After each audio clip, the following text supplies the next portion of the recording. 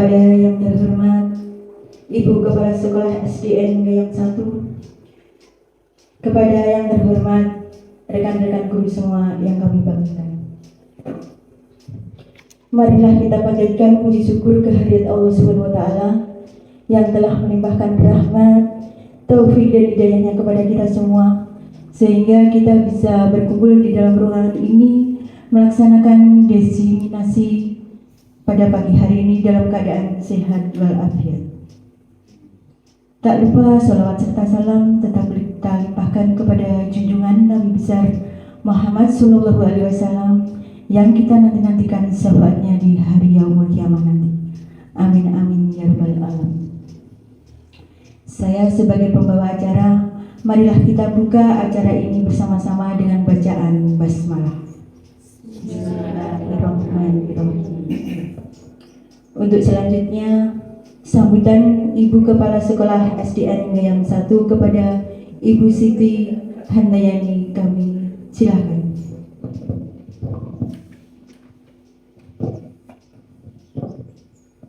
Bismillahirrahmanirrahim. Assalamualaikum warahmatullahi wabarakatuh.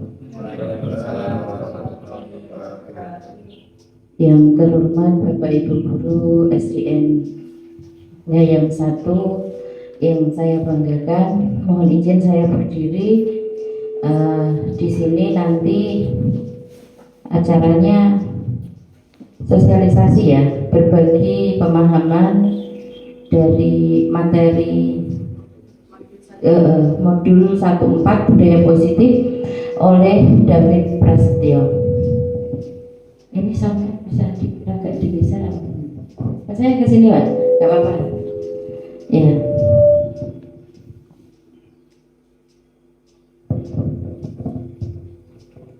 Agak dibalik aja masalah. Tes sudah. Ya. Saya ulangi lagi. Di sini saya selaku kepala sekolah mengucapkan terima kasih sebelumnya untuk Pak David Prasetyo yang mau berbagi pemahaman modul 14 tentang budaya positif. Nah, di sini saya juga minta untuk guru-guru SDN Gayam 1 semuanya untuk memahami juga, walaupun ini materinya Ibu itu materinya CGP, masa kita juga ikut lah. Itulah pentingnya kita di sini itu berbagi itu seperti ini. Jadi setidaknya dari apa yang materi atau ilmu yang didapat oleh Pak David dalam pendidikan CGP-nya itu bermanfaat untuk orang lain, itu salah satunya adalah seperti ini. Jadi saya mohon untuk teman-teman SDN Gayam 1 untuk juga ikut melaksanakan tentang budaya positif. Budaya positif di sini menurut saya sekilas saja, karena saya juga belum begitu paham tentang materinya. Jadi nanti pendalamannya bersama Pak David. Jadi saya di sini hanya memberi contoh saja. Misalkan kita memberi contoh anak-anak yang baik-baik dalam hal kita bertutur kata, kita bersikap, ya, apa yang kita pakai itu juga sopan. Jadi seperti itu wajib kita laksanakan di sekolah ini. Jadi kalau kita sebagai gurunya itu sudah melaksanakan budaya positif, insya Allah kita mengajak anak-anak untuk berbudaya positif dari segi apapun sikap, perbuatan, dan apapun itu nanti insya Allah anak-anak sudah mudah. Jadi contohnya ada, contohnya sudah sopan, contohnya sudah berkarakter. Nah, jadi nanti anak-anak bisa melihat. Tapi kalau kita sebagai pendidik, sebagai guru itu tidak bisa mencerminkan apa budaya positif dalam diri kita, anak-anak juga niscaya pasti menyaksikan. Bapak Ibu guru aja tutur katanya masih bengak-bengok kayak gitu, masih teriak-teriak gitu.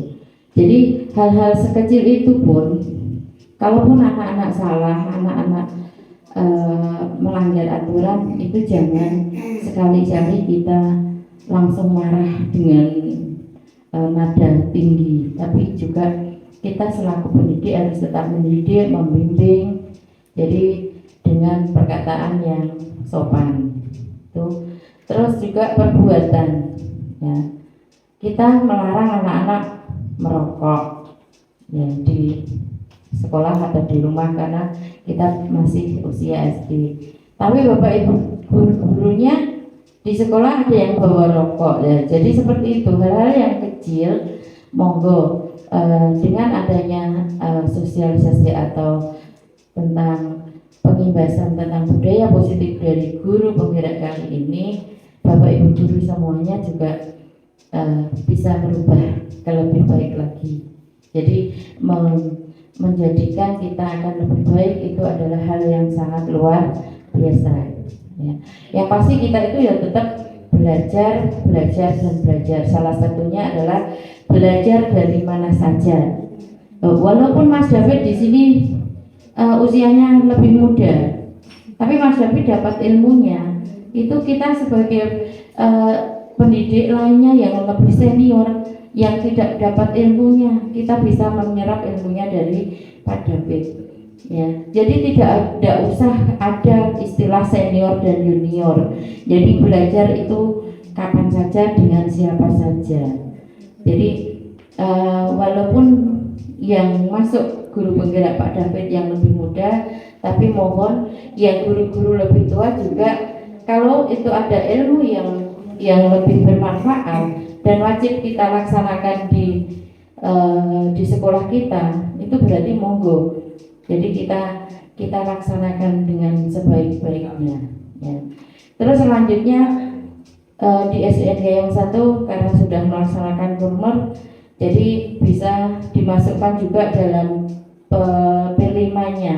Jadi dalam proses melaksanakan P5 itu nanti teman-teman juga bisa memasukkan karakter-karakter yang bagus, ya. Jadi kayak gotong royong dan sebagainya itu. Jadi lebih sopan, lebih menghargai teman, rukun sama teman-temannya, itu adalah hal yang wajib kita budayakan. Jadi budaya positif di sekolah di sini secara garis besar saya sebagai kepala sekolah meminta guru-guru yang lain juga belajar, ikut belajar. Ya, jadi nanti saya ucapkan terima kasih lagi sama Pak David yang telah memberi berbagi sedikit ilmu yang didapat dari pendidikan guru penggeraknya untuk teman-teman untuk melaksanakan budaya positif di sekolah.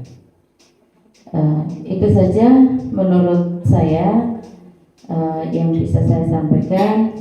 Semoga kegiatan kali ini bukan yang terakhir atau yang pertama dan terakhir, tapi ini adalah awal dari Bapak Ibu guru untuk belajar terus belajar. Jadi belajar itu tidak ada akhirnya Bapak Ibu guru, ya. Jadi nanti saya harap juga ada aksi nyata setelahnya.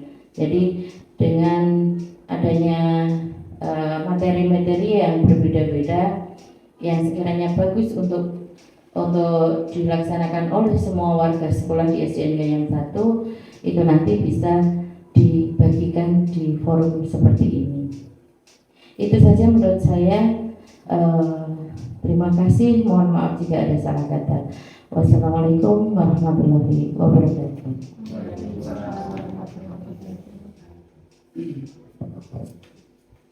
Terima kasih saya sampaikan kepada Ibu Siti Hanzayani. Untuk selanjutnya acara inti yaitu diseminasi berbagai pemahaman modul 1.4 tentang budaya positif. Kepada Bapak David Prasetyo kami silakan.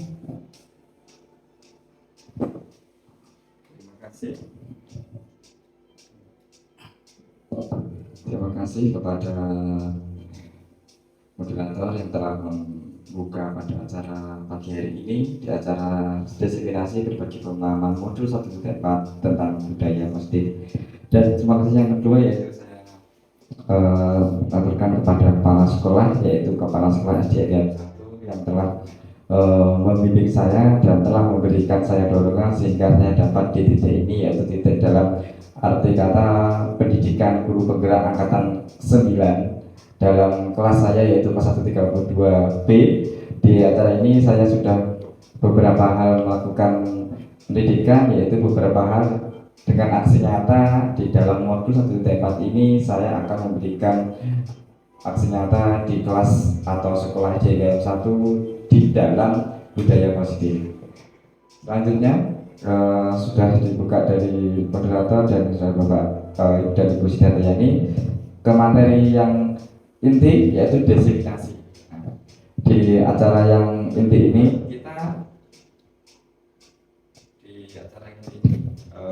dalam arti kata, nah kita tahu bahwa apa itu yang dimaksud dengan budaya positif. Budaya positif di sini yaitu kita setiap hari memperhatikan atau melakukan, tapi kita tidak tahu apa itu artinya budaya positif yang dapat kita kembangkan dan dapat kita laksanakan di dalam proses pembelajaran. Budaya positif adalah sesuatu nilai-nilai keyakinan, jadi keyakinan dan kebiasaan-kebiasaan di sekolah berpihak kepada murid agar murid dapat berkembang menjadi pribadi yang kritis, penuh hormat dan bertanggung jawab. Nah, jadi budaya positif adalah sesuatu keyakinan, nah, yang harus kita biarkan kepada murid. Karena apa? Karena yang sekarang di kurikulum Merdeka atau di dalam kurikulum yang saat ini kita sudah laksanakan, yaitu berpendidikan pada murid. Selanjutnya kita akan mempelajari yaitu tentang tujuan di dalam Ki Hajar Dewantara. Nah, Ki Hajar Dewantara mempunyai tujuan di dalam pendidikan, yaitu tentang menuntun. Menuntun di sini sesuatu segala hal kodrat anak yang agar mencapai keselamatan. Jadi keselamatan dari mengatakan itu ada gambar beberapa hal.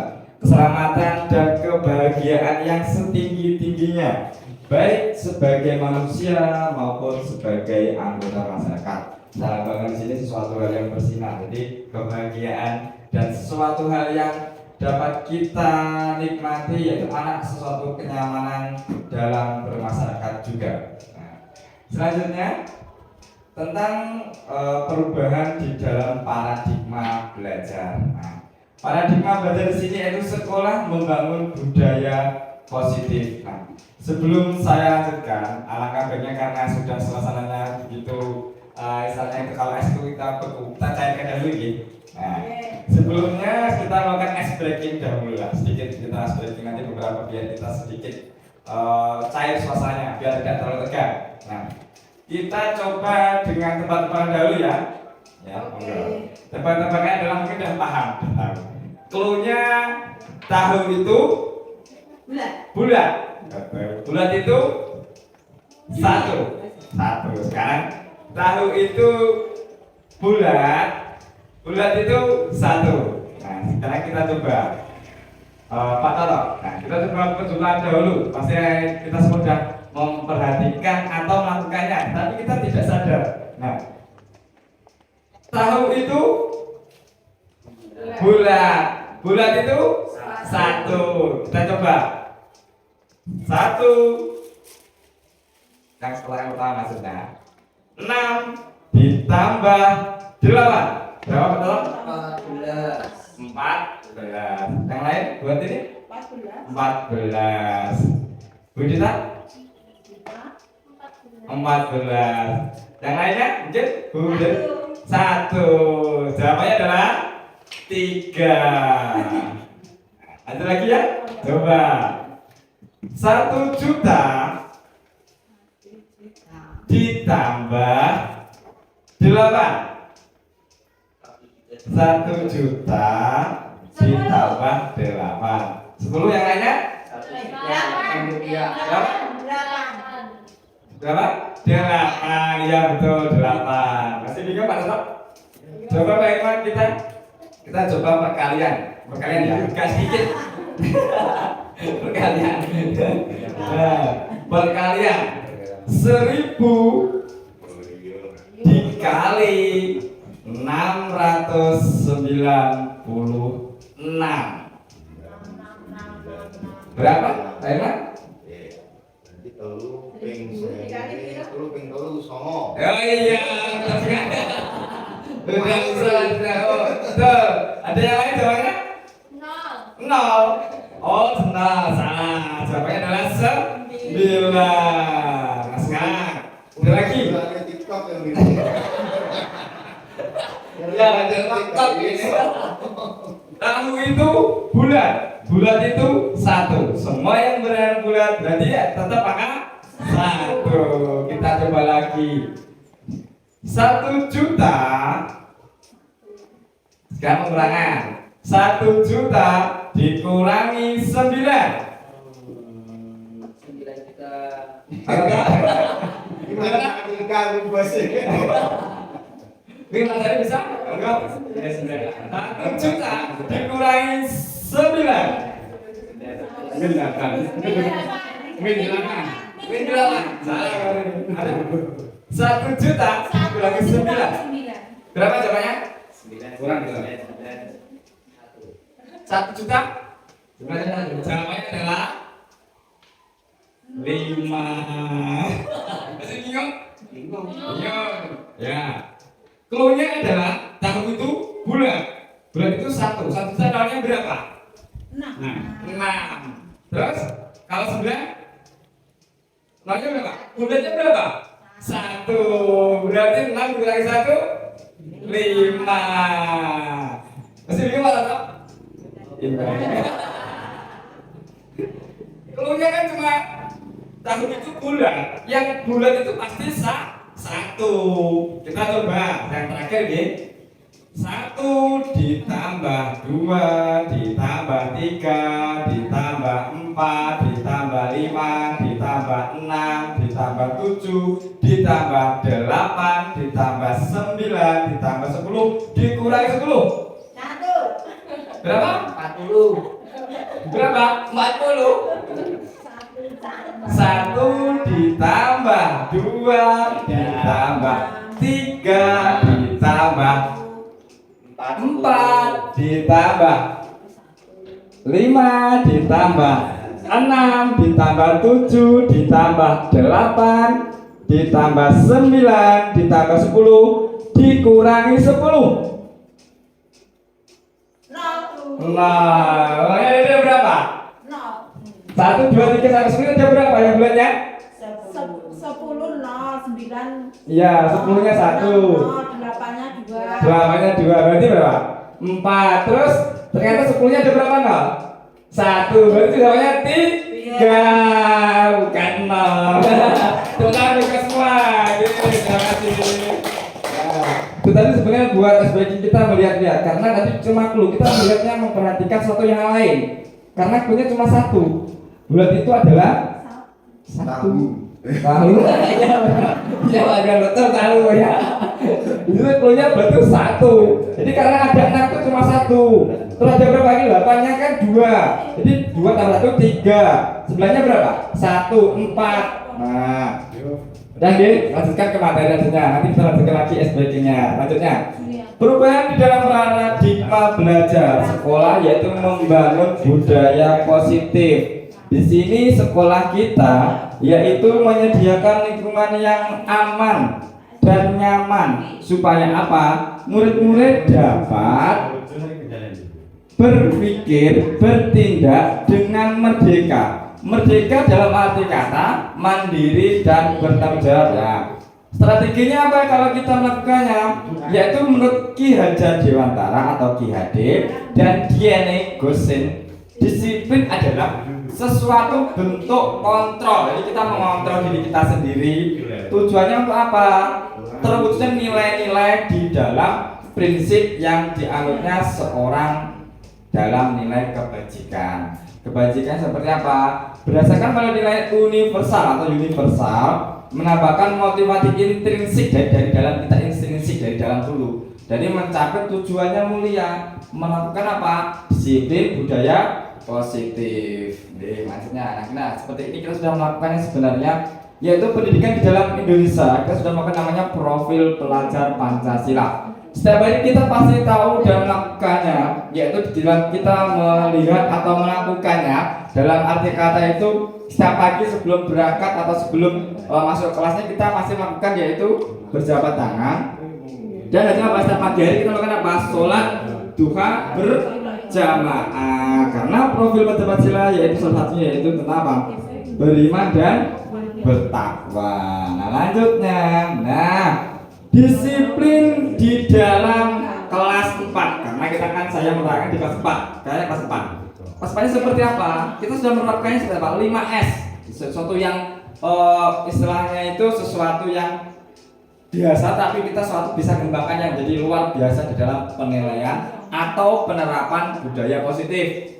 Senyum, kita selalu senyum di dalam murid-murid kita, karena kadang kalau kita melakukan suatu hal yang enggak senyum, murid pasti akan melakukan istilahnya sesuatu tidak konsentrasi. Salam dahulu sebelum kita melakukan pembelajaran.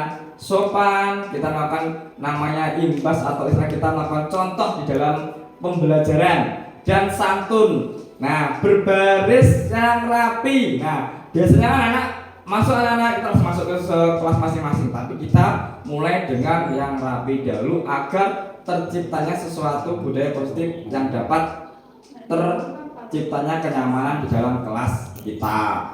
Mengawalinya pembelajaran hafalan Asmaul Husna. Pasti setiap pagi hari saat selesai sholat duha kita melakukan namanya hafalan Asmaul Husna, dan selesai itu apa? Mengakhiri dengan doa. Selanjutnya kita menguatkannya yaitu profil berkebinekaan global. Global yaitu kita dapat melakukannya yaitu menyanyikan lagu nasional.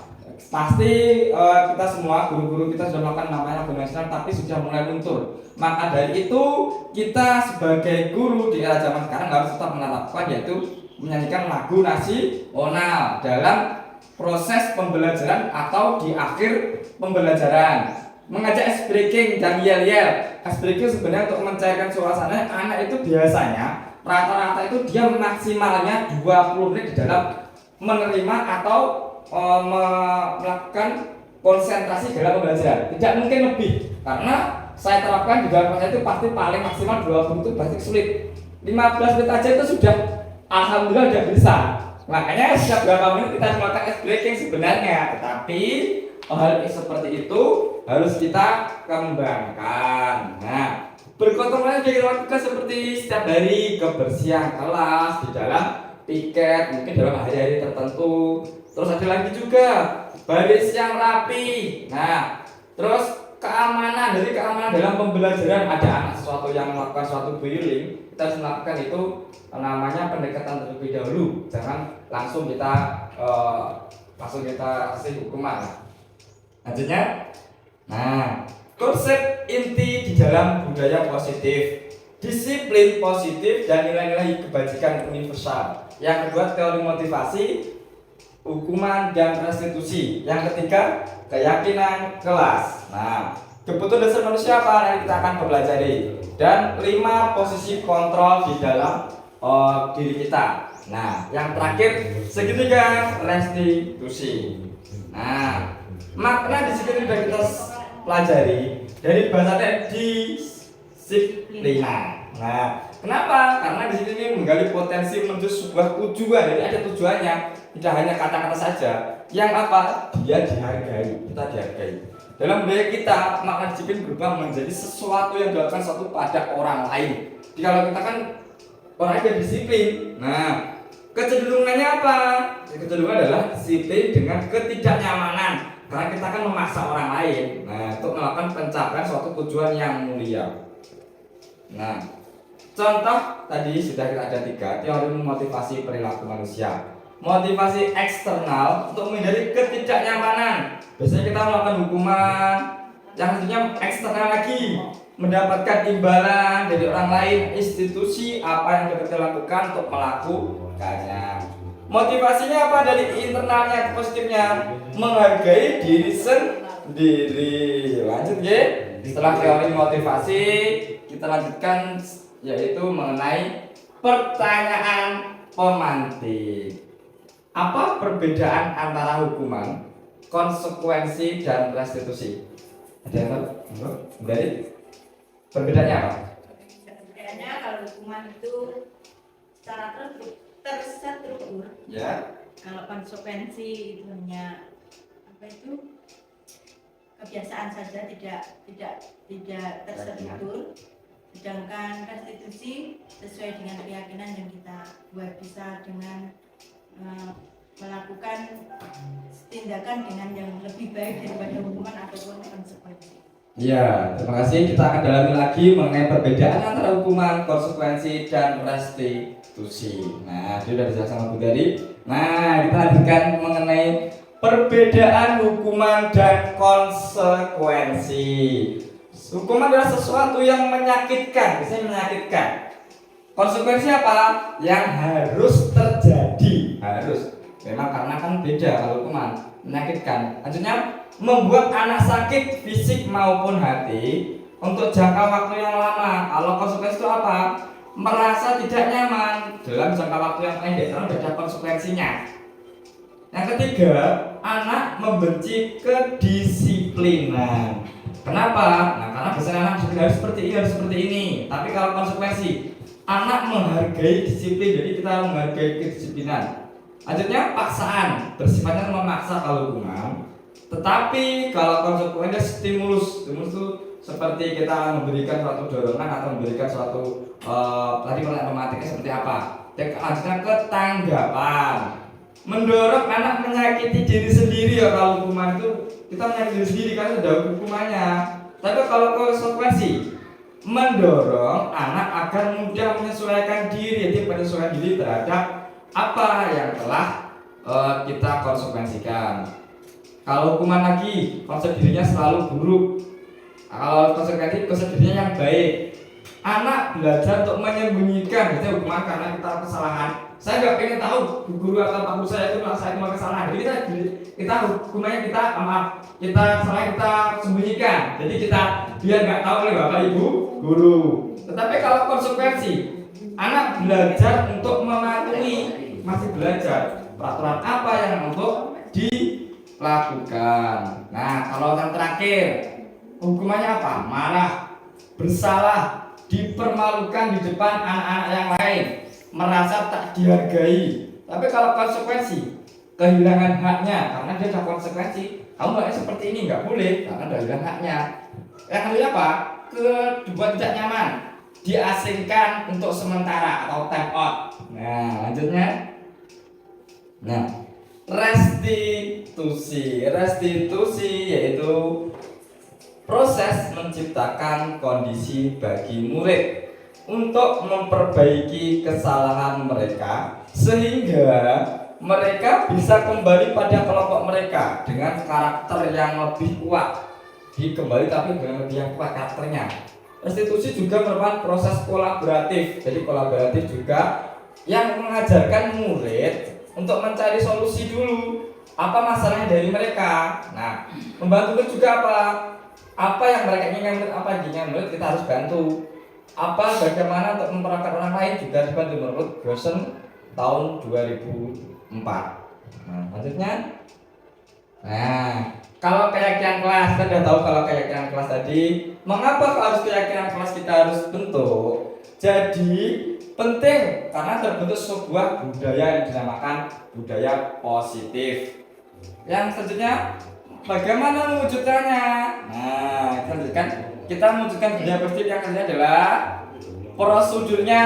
Kenapa kita membuatnya? Contoh yang pertama, murid dipersilahkan untuk bercurah pendapat. Silakan, itu pendapatnya seperti apa? Saya ingin seperti ini, saya ingin seperti ini. Nah, tapi kita harus mengidentifikasi dahulu apakah itu sudah dibagikan universitas sama? Tidak. Nah, kalau tidak kita harus mengevaluasi lagi.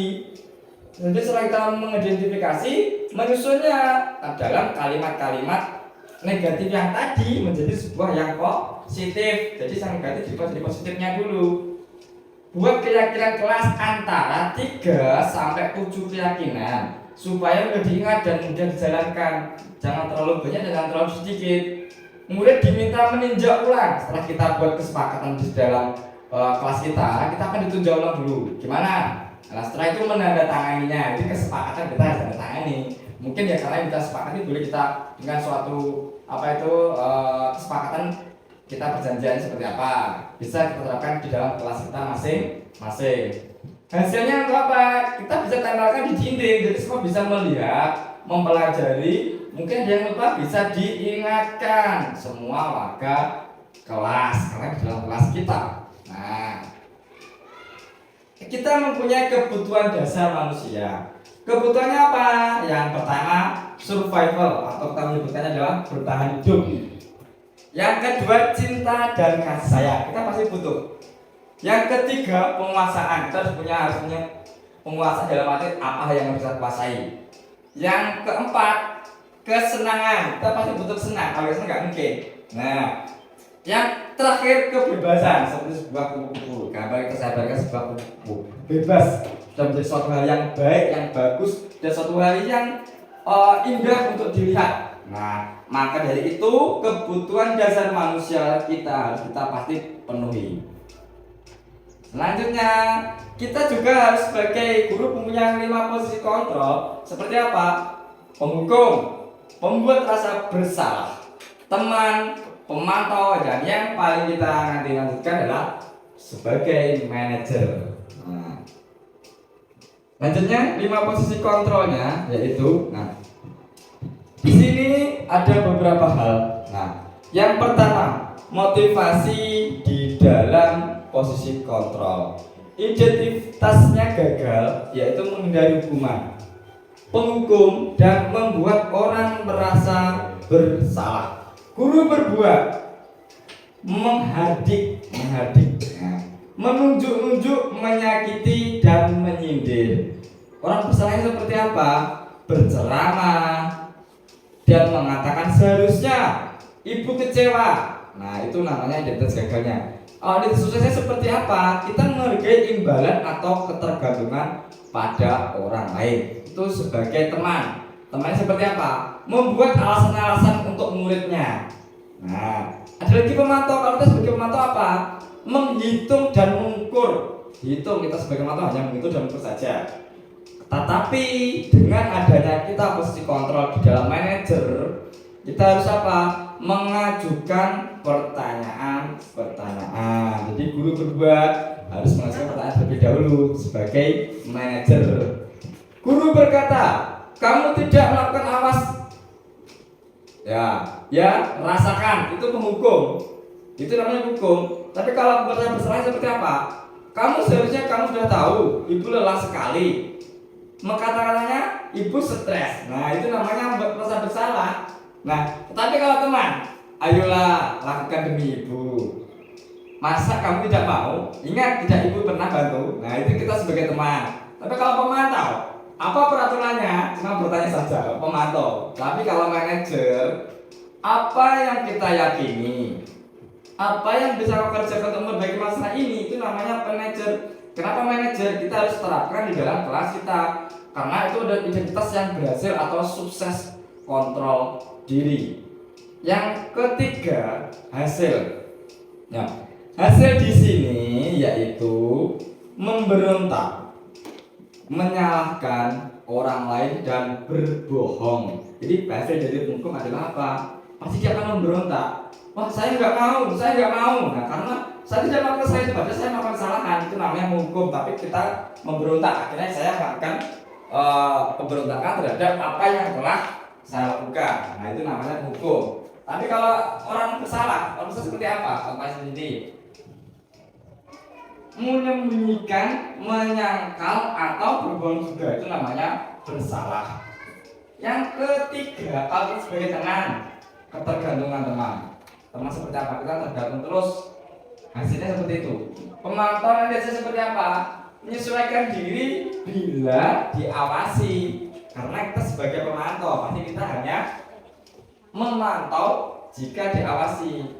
Kalau manajernya seperti apa? Nah, menguatkan pribadi. Lanjut ke 4.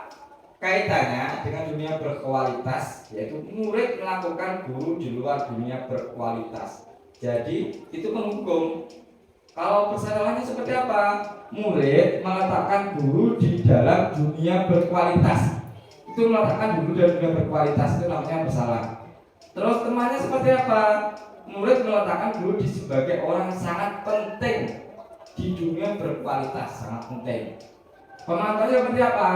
Meletakkan guru melakukan dan hukum di dunia berkualitas. Tapi di dalam manajer kita yaitu murid melakukan dirinya sebagai individu yang positif dalam dunia berkualitas. Jadi meletakkan kita itu sebagai individu yang positif dulu. Biar kita tahu manajer seperti apa kok anak-anak itu. Nah, yang kelima, murid berkata, biarkan saja, nanti jawaban marah-marah lagi. Masih seperti itu, masih akan ulangi lagi terus sampai badan kita seperti itu, karena kita menghukum. Tapi kalau kita sebagai orang bersalah, maafkan saya Bu, saya nggak seperti itu pasti bersalah. Tapi kalau teman, saya pikir Bapak Ibu teman, saya ternyata begitu. Saya pikir teman juga teman kan, kita sebagai teman pasti saya pikir teman. Tapi kalau pemantau, berapa banyak bintang yang saya harus peroleh? Berapa halaman yang harus saya tulis? Karena kita bisa menggunakan bintang dalam penggunaan imbalan atau sesuatu hal yang kita yakini. Dalam itu kita makanya manajer, bagaimana caranya saya bisa memperbaiki keadaan. Jadi kita harus bisa berkata seperti apa. Dampaknya sebagai betul apa dampaknya? Mengulangi kesalahan pasti. Jadi dari atas 1, 2, 3, 4, 5, 6 pasti mengulangi lagi. Kalau seperti kita ulangi lagi terus, maka kita sesuatu jadi itu pasti bosan. Mulai meneh. Nah, seperti zamannya ya. Itu seperti apa? Gak mau ikut sholat juga pasti. Jadi seperti apa? Karena kita disiplin hukum. Nah, ketinggalan, apalagi ya itu pasti dia nggak mau. Seperti kalau merasa bersalah, rendah diri. Saya tidak seperti ini di rumah tadi belum dicuci, ibunya lupa nggak dibawakan di tas saya, pasti seperti itu. Ulang dulu Pak. Pasti seperti itu. Terus kalau teman lemah, tidak mandiri, tergantung seperti tadi juga hampir sama seperti ini. Saya tergantung, ibu saya itu nggak memasukkan di dalam tas saya kan pasti juga akan membawanya. Nah, jadi sebagai teman, kalau kita selalu sebagai 1, 2, 3 yang tadi kita lakukan kepada murid, maka seperti itu. Pemantau, kita sebagai pemantau seperti apa? Menitik beratkan pada sanksi. Nah, apa itu pemantau? Sanksinya seperti apa? Hanya menjeliatkan saja. Tapi kalau identitasnya berhasil seperti apa? Evaluasi dulu. Nah, seperti apa? Memperbaiki diri dulu. Nah, nantinya gitu. Hampir selesai. Nah, segitiga restitusi. Segitiga restitusi di sini kita ada beberapa hal. Yang pertama, setiap orang pasti pernah melakukan salah. Contoh tadi, nggak membawa ruko. Kenapa kita restitusinya nggak langsung? Ayo nyapa gak gelem. Kenapa nggak dimasukkan tas? Kenapa seperti ini? Pasti seperti itu. Tapi kita harus menggunakan segitiga restitusinya. Ya nak, saya tahu kamu masih melakukan kesalahan. Itu kita lakukan dulu. Kita lakukan sebagai restitusi dulu. Kamu bukan satu-satunya yang pernah melakukan ini. Kamu bukan satu-satunya. Jadi kita sebagai yang bawa dulu, identitasnya distabilkan. Nggak langsung diangkat. Yang kedua seperti apa? Kamu tentu punya alasan mengapa. Maka apa kamu nggak membawa ruko atau nggak membawa peralatan sholat? Nah, kita lanjutkan tindakannya itu salah. Adakah cara yang efektif untuk mendapatkan apa yang kamu butuhkan? Jadi kalau kamu nggak membawa peralatan, apa caranya? Nah, yang terakhir segitiga restitusinya yaitu nilai-nilai apa yang telah kita sepakati. Apa yang disepakati tadi anak? Ini kan udah tahu. Yang sepakati kan kalau tidak membawa peraturan seperti apa, maka dari itu kita melakukan keyakinan kelas. Nah seperti itu. Jadi harus restitusi kita harus terapkan. Yang terakhir, kamu ingin menjadi orang lain seperti apa kalau kamu nggak mau berubah? Jadi kita melakukan suatu keyakinan. Jadi yakin, oh jadi saya itu nggak mau berubah karena seperti ini. Jadi kita tahu anak-anak itu kenapa? Karena memang harus kita terapkan untuk penerapan segitiga restitusi. Nah, sekarang restitusinya seperti apa? Restitusi adalah suatu proses menciptakan kondisi bagi murid yang memperbaiki kesalahan mereka, sehingga mereka bisa kembali pada kelompoknya. Di kelompok dalam artian sholat duha kan berarti kelompok sholat duha seperti apa? Ini dia sudah masuk dalam kelompoknya dalam sholat duha tadi pagi yang kita lanjutkan setiap pagi hari. Terus karakternya sudah lebih kuat. Oh saya sudah tahu. Jadi kalau saya juga membawa sholat jadi seperti apa? Jadi saya sudah yakin. Besok pagi hari pertama kedua dia pasti akan melakukan sesuatu yang keyakinannya harus membawa peralatan sholat sebelum berangkat ke sekolah. Seperti itu. Ciri-cirinya seperti apa membedakannya? Nah, memperbaiki hubungan dulu adalah tawaran bukan paksaan. Ayo seperti ini. Nah, kan kita kayakan dulu tawaran dulu. Menuntun seperti dari kita pelajari yaitu kita dewasa kita menuntun, ya, untuk melihat ke dalam diri kita, jadi ke dalam diri masing-masing dulu. Mencari kebutuhan dasar yang mendasari tindakannya itu apa kok? Jadi kita mendasari dulu seperti apa. Restitusi diri adalah cara yang paling baik. Cara yang paling baiknya seperti apa? Nah itu dengan segitiga restitusi. Jadi harus menstabilkan tindakan dan meyakini kelas. Terus fokus terhadap karakter bukan tindakan. Kalau karakternya anak seperti apa kita harus fokuskan dahulu, bukan tindakannya dulu. Fokus pada solusi, bukan tadi penghukuman tidak, kita solusi dulu seperti apa. Oh enggak membawa hukum, jadi kita seperti apa solusinya? Kita lanjutkan pendekatan kepada murid. Yang terakhir restitusinya itu mengembalikan yang bersalah itu pada kelompoknya. Berarti kalau mau ke kelasnya atau ke tempatnya sholat duha, dia kan pasti akan merasa sungkan atau malu atau nggak mau. Kenapa sih saya nggak harus masuk ke dalam kelas kita, sedangkan saya tuh nggak membawa peralatan sholat. Nah, dengan adanya segitiga restitusi tadi, kita bisa mengembalikan murid ke dalam kelompok dalam sholat duha. Maka dari itu kita harus terapkan dalam kelas kita. Nah, sebelum kita tutup pada segitiga restitusi, kita melakukan satu yang namanya sedikit ya reflektif dahulu mengenai apa itu hukuman dan apa itu konsekuensi. Mungkin saya bagikan ini ya, ke dalam monggo kita lihat dulu. Kita coba refleksi dulu karena sudah kita mempelajari restitusi dan suatu konsekuensi. Bisa dipelajari sebentar, beberapa menit kita akan mulai ulas ya. Ambil saya duduk nih, monggo dilihat atau dibaca dulu. Kita mengidentifikasi dulu hukuman atau konsekuensi. Silahkan dipilih. Kita akan bersama-sama ulas tentang apa yang akan kita pelajari hari ini ya. Silakan, saya kasih waktu 3 menit ya. Monggo. Sambil melihat beberapa hal.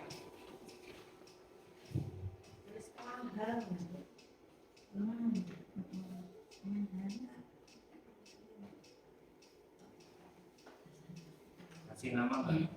Ya, kasih nama. Boleh, kasih nama juga boleh. Saya di sekolah. Ya. Boleh, kasih nama boleh. Monggo.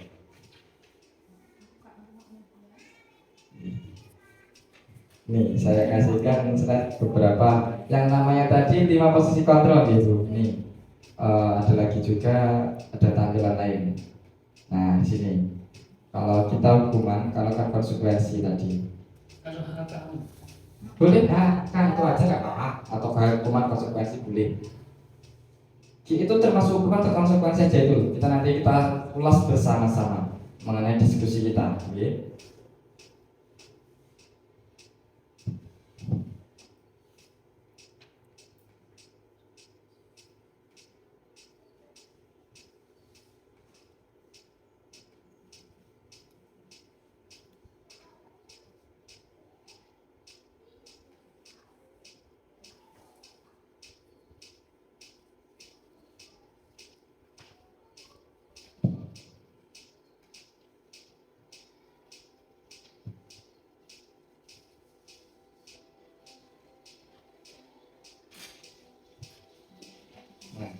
sambil melihat atau kita diskusi atau kita mungkin ya mengulas apa itu hukuman dan konsekuensi di sini. Nah, hukuman itu sesuatu yang menyakitkan dan harus terjadi. Kalau konsekuensi kan tidak, sesuatu harus terjadi. Kalau anak, kalau dihukum pasti akan sakit, sakitnya akan lama, maka jangka waktu masih lama. Saya dihukum oleh Pak Sugiarto, jadi tadi Mas Sugiarto menghukum saya, pasti nanti akan hukum akan kita merasakan dalam jangka waktu yang lama. Nah, ada lagi seperti apa? Membuat anak merasa tidak nyaman, nah, karena kita konsekuensi. Ada dua hal yang kita lakukan berbeda. Anak membenci kedisiplinan, benci, suruh membawa peralatan sholat atau suruh membawa topi saat upacara, pasti benci. Tetapi kalau kita disiplin, kalau kamu nggak membawa topi, maka kamu akan terkena sinar matahari saat upacara bendera. Nah, seperti itulah hal yang sebenarnya sudah kita lakukan, tapi kita belum bisa menerapkannya dalam kegiatan atau tujuan pembelajaran. Nah, kalau dalam hukumannya itu pasti kan paksaan. Oh iya, terima kasih. Nah, di sini beberapa sudah dikumpulkan. Nah, mari kita ulas bersama-sama mengenai hukuman atau konsekuensi. Nah, di dalam ini ada beberapa hal. Nah, beberapa hal yang harus kita lakukan di dalam pengulasan hukuman dan konsekuensi. Nah, dari awal kita bersama-sama coba kita lanjutkan. Kita lihat bersama-sama dahulu. Nah,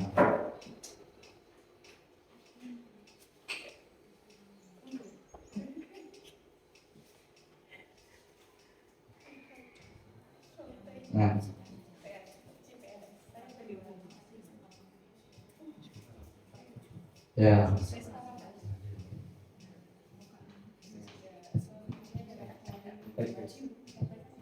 Nah, di sesi yang akhir dahulu kita ice breaking sebentar lagi, deh. Oke. Monggo, kita ice breaking dahulu. Sebelum kita lanjutin ice breaking dahulu. Sekarang kita duduk. Ice breakingnya. Kalau sapi matanya berapa? Ada berapa matanya? 2. Kalau ayam? 2. Kalau kambing? 2. Kalau kerbau? 2. Kelinci? Yang terakhir, kalau kita matanya ada berapa? 2. Kalau kita ada berapa? 4. Terakhir jawabannya berarti? 4. Dan itu adalah berapa? 5. 1, 2, 3, 4, 5, 6, 7, 8. Berarti berapa? 16. Kenapa bisa 16? Mata kita, bukan mata saya. Betul kan? Mata saya kan ada 2. Saya bukan suatu hal yang bisa tunjuk, objeknya kan sapi, kerbau, itu kan saya tunjuk. Tapi kalau saya bilang mata kita ada berapa? Nah, kita ada 8 di sini. Ada berapa berarti kalau mata kita? Oh iya, betul ya? Paham ya? Nah, terima kasih terima kasih semuanya. Akhirnya kita lanjutkan untuk dalam pembahasan tentang apa itu hukuman. Yang pertama, mencatat 100.000 itu 100 kali ya, nggak ngebul 100 kali di dalam buku kalimat. Ayo, biasanya selama terlambat ke sekolah siapa yang nggak datang? Berapa itu? Terus apa? Hukuman. Konsekuensi. Kenapa bisa konsekuensi? Karena bukan tidak fisik, bukan yang fisik. Iya, itu boleh karena mas itu sudah perjanjian keyakinannya. Ayo Pak, ini seperti agama Pak sudah tak enak-enak aja. Ayo siapa yang nggak membawa apa olahraga, nggak membawa peralatan sholat, nanti kita di besok nggak membawa pasti kita ngambil ke 100 kali. Itu namanya konsekuensi. Kita ada keyakinannya itu seperti itu. Kita kalau hukuman.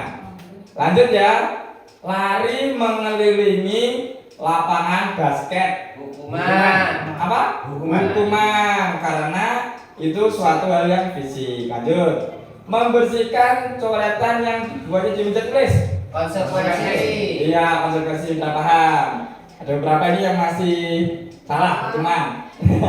Lanjutnya, murid diminta push up karena tidak menggunakan masker. Hukuman. Apa? Murid kena push up? Hukuman, ya betul. Ada hukuman, betul sekali. Lanjutnya, setelah itu push up ya. Tadi lanjut menggantikan kertas tugas dengan dicoret-coret. Menggantikan konsekuensi karena dalam ini kita kita harus menggantinya, itu konsekuensi bukan hukuman ya. Terus berjemur di lapangan basket jam 12 siang, hukuman. Murid diminta bertelanjang kaki sepanjang hari karena tidak menggunakan sepatu warna hitam sesuai peraturan sekolah. Apa? Hukuman, betul ya, hukuman betul ya. Bukan konsekuensi, salah. Berdiri di depan kelas sambil mengangkat kaki satu, itu apa? Hukuman, betul ya, hukuman. Konsekuensi hukuman itu. Nah, nanti kita tinggal lagi. Terus membersihkan tumpahan air di meja saat kita membawa, mungkin teman ada temannya anak yang itu membawa air ke singgol. Itu termasuk apa? Konsekuensi karena dia membersihkan. Nah, yang selanjutnya, nah bersihkan. Nah, set yang kedua ada 1, 2, 3, 4, 5. Ada 5 lagi. Kehilangan 10 menit jam istirahat untuk mengerjakan tugas karena terlambat datang dan tertinggal pelajaran selama 10 menit. Termasuk apa? Konsekuensi karena dia menunjukkan suatu hal yang tadi berdasarkan kelasnya. Duduk di bangku di pinggir lapangan pada jam istirahat tidak diizinkan bermain oleh guru tiganya karena mencederai teman saat bermain lapangan. Maksud apa? Hukuman. Apa nih? Konsekuensi Pak. Nah sini karena kan ada konsekuensinya. Tidak boleh, tidak akan duduk di pinggir lapangan. Lanjutnya yaitu terlambat hadir di pembelajaran daring. Ada kita melakukan daring. Tapi diminta untuk 15 menit kelas usai membahas ketinggalan pembelajaran. Gimana? Maksudnya kalau setelahnya. Maksud apa? Konsekuensi. Karena ada konsekuensi masuk di daring itu dalam jaringan online. Kita masuk ke belakangannya. Lari mengelilingi lapangan basket 2 kali. Karena berjoga. Apa? Konsekuensi kan gagal. Kita menggunakan fisik. Beda lah ya. Tadi yang katakan tadi apa? Lari 2 kali saat belajar di sekolah. Beda ya. Ayo, kamu nggak masuk apa? Nggak masuk kelas. Di jam 9 kau belum masuk. Lari itu salah. Hukuman. Tapi kalau saat olahraga, nah ayo olahraga silakan. Mungkin sama Pak Soli olahraga anak. Kok gak ada salin? Cek kelas bayi itu boleh dihukum, boleh dikonsekuensinya diterapkan yaitu dengan lari lapangan. Itu namanya konsekuensi. Karena fisik. Yang terakhir, membersihkan WC karena mematahkan pensil kawannya. Apa ini yang terakhir? Salah, hukuman. Mematahkan pensil itu tidak, hukuman aja. Nah, udah paham ya? Udah hampir sikat apa? Ya udah pensil udah harus seperti itu. Kalau konsekuensi seperti apa? Mengganti. Nah, itu namanya konsekuensi. Kita bisa sedikit ada banyak menelaah tentang apa namanya hukuman dan konsekuensi. Nah, hari ini kita di dalam modul 1.4 sudah saya diseminasi tentang budaya positif. Kita setiap hari sebenarnya sudah menerapkannya di dalam kegiatan pembelajaran maupun di luar pembelajaran. Hari itu dengan adanya ini saya berharap dapat memberikan sesuatu hal yang positif atau memberikan pemahaman kepada Bapak Ibu guru apa yang dinamakan itu budaya positif yang harus kita kembangkan dan harus kita lakukan. Karena dengan adanya ini dalam posisi dasar manusia tadi ada senang, cinta, ada penguasaan, ada apa lagi? Cinta kasih tadi, terakhir apa tadi? kasih sayang itu sudah bisa tercapai di dalam lingkungan sekolah yang kita dambakan, yaitu tercapainya lingkungan yang nyaman dan menyenangkan, yaitu apa? Berpihak pada murid. Terima kasih kepada teman-temanku semua atau guru SDGM 1 yang telah mengikuti budaya positif. Semoga dapat memberikan hal baik bagi kita semuanya. Dari saya yaitu CGP Angkatan 9 dari kelas 132B Kabupaten Ngawi, Jawa Timur. Terima kasih. Wassalamualaikum warahmatullahi wabarakatuh.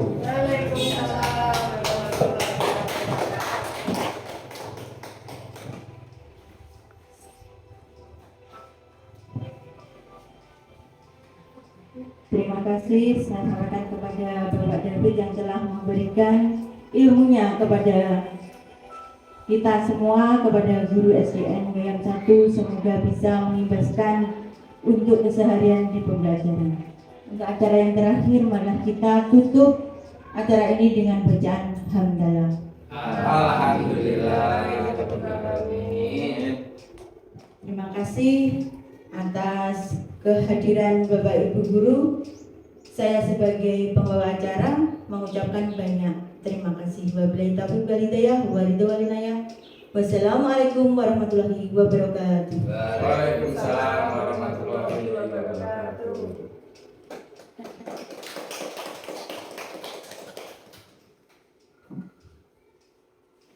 Dek, nah.